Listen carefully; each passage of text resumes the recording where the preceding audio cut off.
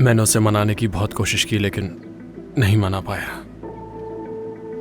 वो फोटोज दे ही नहीं रहा।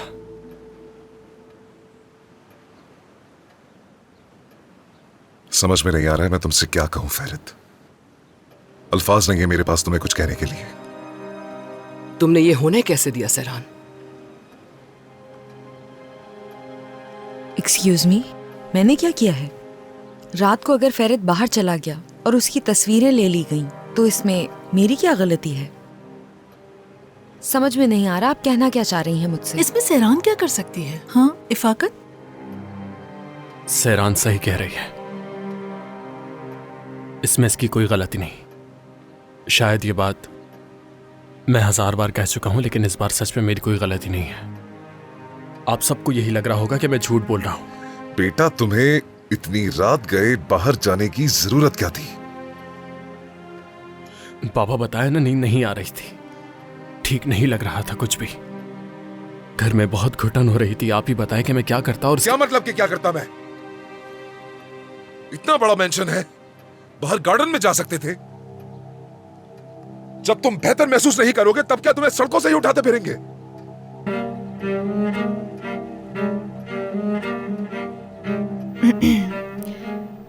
मैं जानती हूँ आप डरे हुए हैं, लेकिन कुछ दिनों से दादा की तबीयत भी बहुत नासाज है। ज्यादा बेहतर रहेगा अगर ये बात उन तक ना पहुंचे तो। हरगिज ये बात खालिद साहब तक नहीं पहुंचनी चाहिए। हम इसे किसी भी तरह छुपा लेंगे। क्या वो आदमी वाकई वो फोटोग्राफ्स पोस्ट कर देगा? नहीं मालूम, आबिदीन उससे फोटो लेने में नाकाम हो गया, बस इतना ही पता है मुझे। वो बीमार है।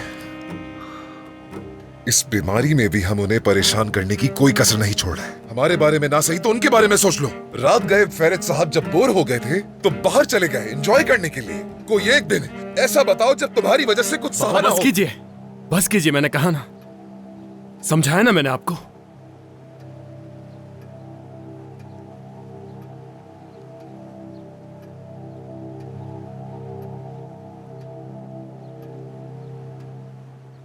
उस वक्त मेरी हालत ठीक नहीं थी।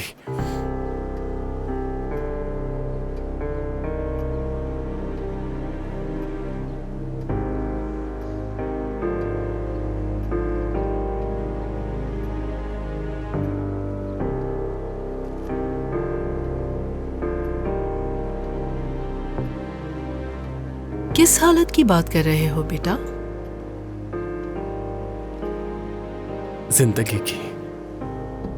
जिंदगी की हालत। अम्मी,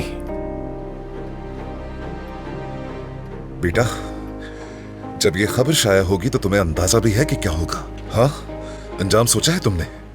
बाबा वो खबर देखते ही घर से निकाल देंगे। कोई भी वजाहत सुनने के लिए तैयार नहीं होंगे वो। तुमने कभी भी कोई भी काम सोच समझ के किया है जिससे नुकसान ना पहुंचाओ हमें? ठीक है औरहान, पुरसुकून हो जाओ। जो होना था हो गया, तुम पुरसुकून रहो, सब ठीक हो जाएगा।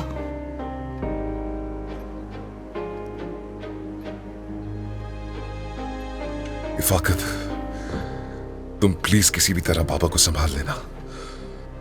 बाकी मैं देखता हूं कि मुझसे क्या हो सकता है। उन्होंने मुझसे कहा था कि सोना के साथ शॉपिंग पर जाऊं तो ना जाऊं। हम देर नहीं कर सकते।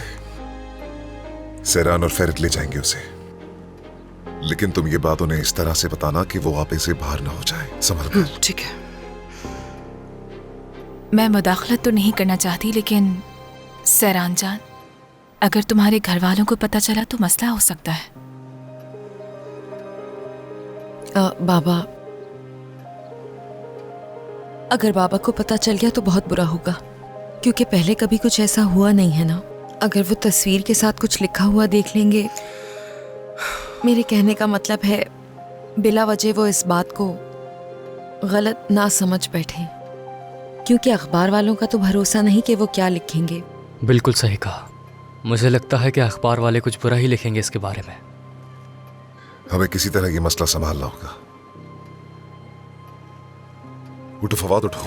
ये सब सुनकर भूख ही मर गई है मेरी तो। ये मसला हल होने के बाद मैं तुमसे बात करता हूं फेरित साहब।